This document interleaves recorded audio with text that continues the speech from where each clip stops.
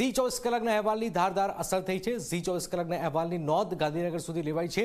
ઝી 24 કલાકના અહેવાલ બાદ પાઠ્યપુસ્તક મંડળમાં ખળભળાટ મચી ગયો છે।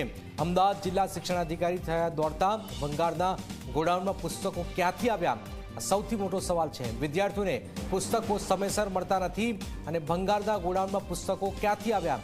ઝી 24 કલાકના અહેવાલ બાદ ભંગારના ગોડાઉનને સીલ કરી દેવાયું છે। અમદાવાદમાં ભંગારના ગોડાઉનમાં રાજ્ય શાળા પુસ્તક મંડળની પુસ્તકો મળી આવી છે। રાજ્ય શાળા પુસ્તક મંડળે તપાસના આદેશ આપ્યા છે। 2021માં તૈયાર થયેલા નવા પુસ્તકો પસ્તીમાં અપાયા છે। ગુજરાતથી પંજાબ લઈ જવાનો હતો ટ્રક। ઝી 24 કલાકે રાજ્ય શાળા પુસ્તક મંડળનું ધ્યાન દોર્યું। સ્થાનિક આગેવાનોએ ટ્રક રોકતા સમગ્ર ઘટનાનો પર્દાફાશ પણ થયો હતો। જોઈ રહ્યા છો કે આખરે આ પુસ્તકો ક્યાંથી આવી ગયા।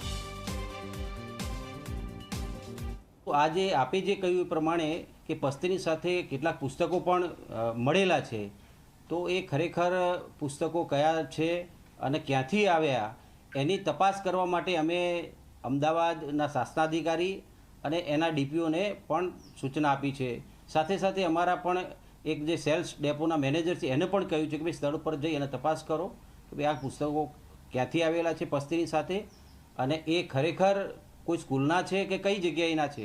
તો એ અહેવાલ અમને સત્વરે કરવા માટે અમે એમને સૂચના પણ આપી દીધી છે અને જેવો એમનો અહેવાલ આવશે તો એના માટે ખરેખર એના માટે કોણ જવાબદાર છે અને એ ક્યાંથી આવ્યા છે એના આધારે આગળની કાર્યવાહી અમે ચોક્કસ કરીશું।